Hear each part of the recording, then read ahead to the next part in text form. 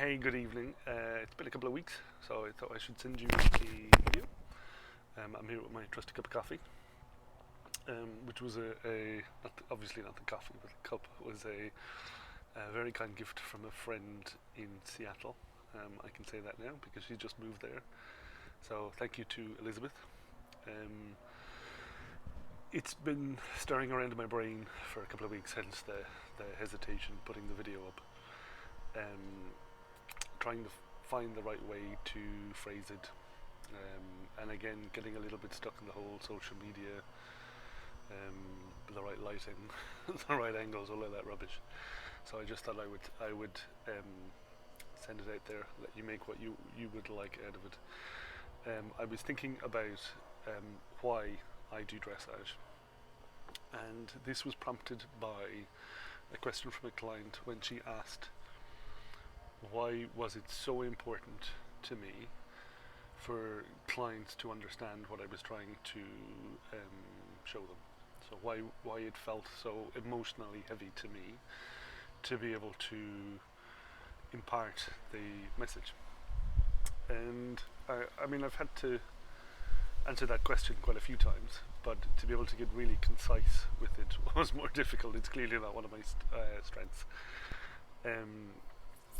But when I look back at my history of riding and the history of me and how I've developed as a person and how I've become more knowledgeable, how I've discovered more things about myself, the good and the bad, dressage, there was a little bit of a parallel line. So there was the ability to be able to strive for something, strive for improvement,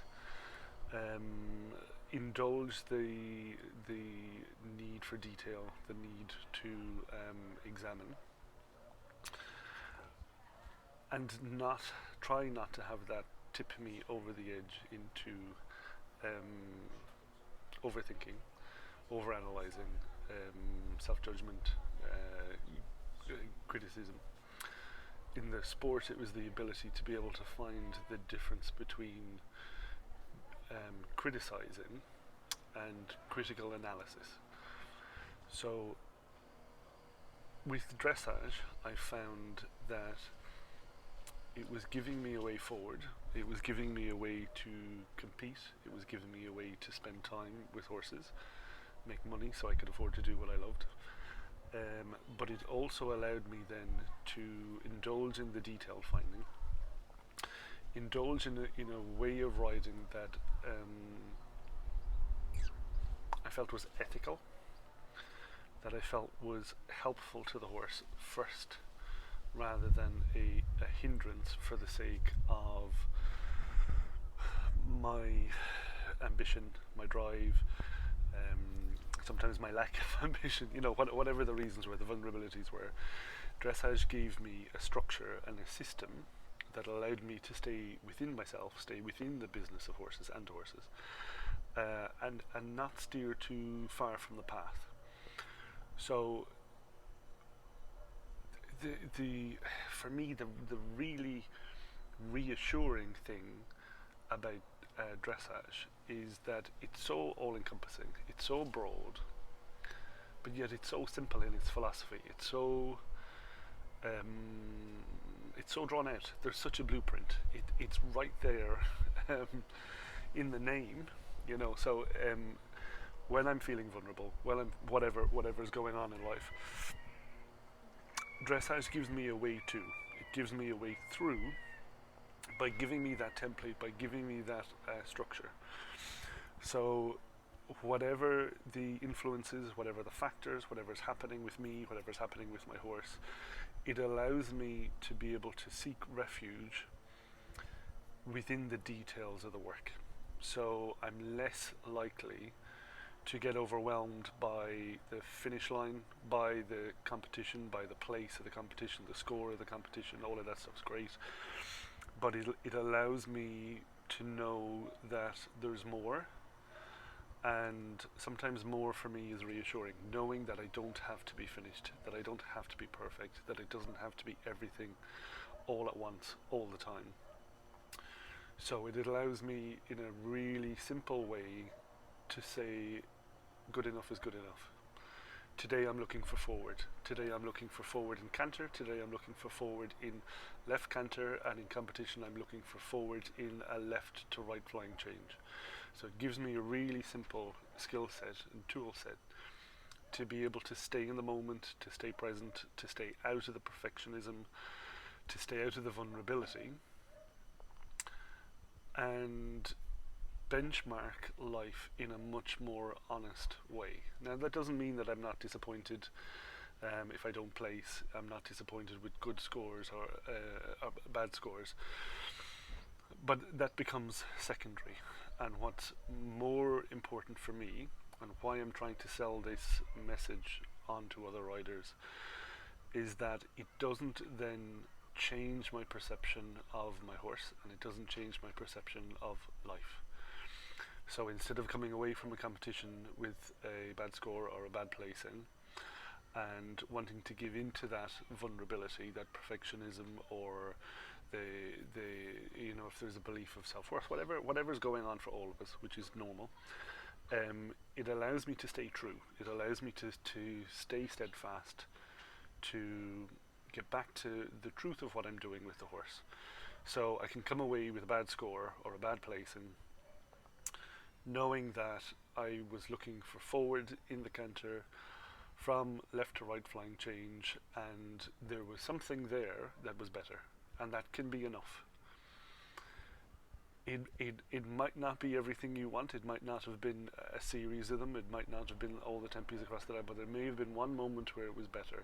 So there's something to hook on to, and there's a place to start with the training from there on out. Instead of coming back always feeling like we're not fulfilling the criteria fully, and it could have been better and it should have been better, and there must be something at fault. So we have to be very careful recognizing the difference between responsibility and fault. It's our responsibility to make our horses better, and it's our responsibility to make our horses better while they're not feeling great and while we're not feeling great.